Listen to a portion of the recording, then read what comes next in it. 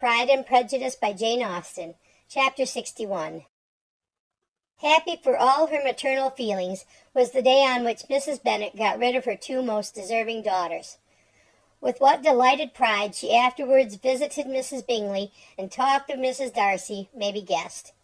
I wish I could say, for the sake of her family, that the accomplishment of her earnest desire and the establishment of so many of her children produced so happy an effect as to make her a sensible, amiable, well-informed woman for the rest of her life.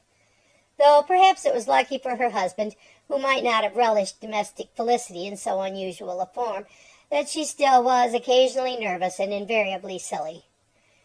Mr. Bennet missed his second daughter exceedingly. His affection for her drew him oftener from home than anything else could do. He delighted in going to Pemberley, especially when he was least expected. Mr. Bingley and Jane remained at Netherfield only a 12-month. So near a vicinity to her mother and Meryton relations was not desirable even to his easy temper or her affectionate heart. The darling wish of his sisters was then gratified. He bought an estate in a neighbouring county to Derbyshire, and Jane and Elizabeth, in addition to every other source of happiness, were within 30 miles of each other.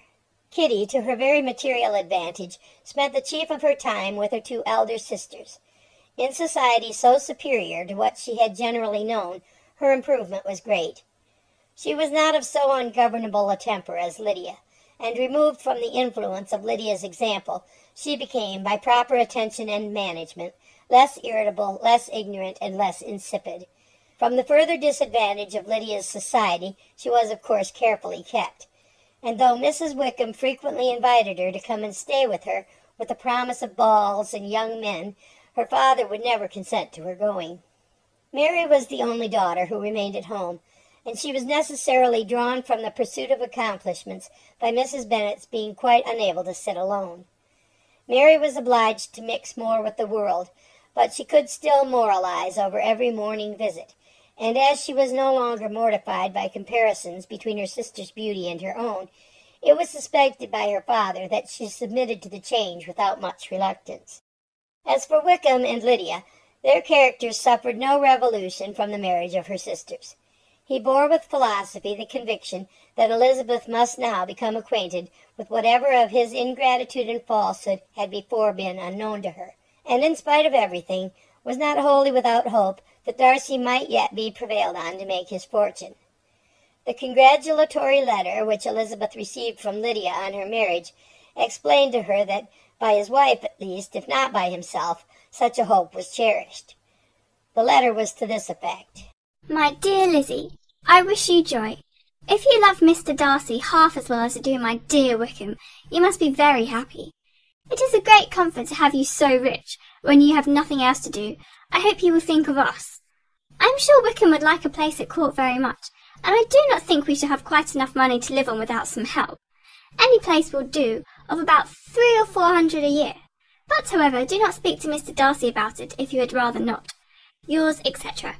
As it happened that Elizabeth had much rather not, she endeavoured in her answer to put an end to every entreaty and expectation of the kind.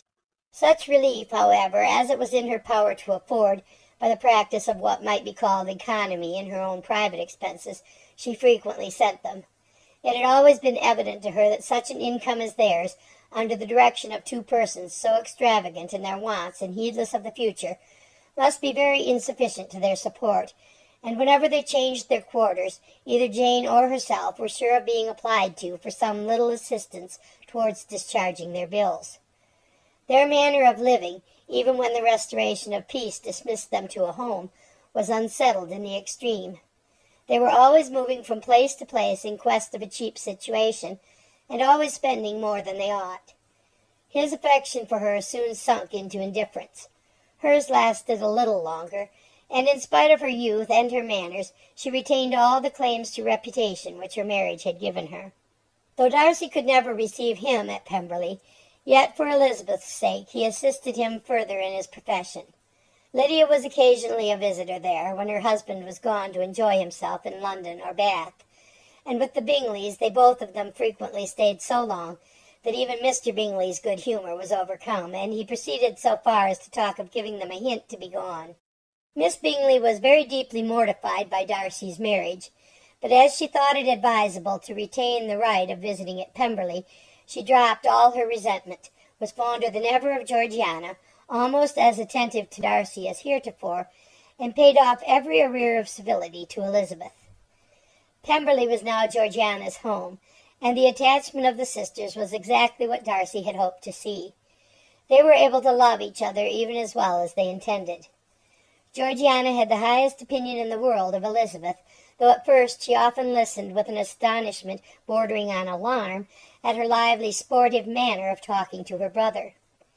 He, who had always inspired in herself a respect which almost overcame her affection, she now saw the object of open pleasantry. Her mind received knowledge which had never before fallen in her way. By Elizabeth's instructions, she began to comprehend that a woman may take liberties with her husband which a brother will not always allow in a sister more than 10 years younger than himself. Lady Catherine was extremely indignant on the marriage of her nephew, and as she gave way to all the genuine frankness of her character in her reply to the letter which announced its arrangement, she sent him language so very abusive, especially of Elizabeth, that for some time all intercourse was at an end.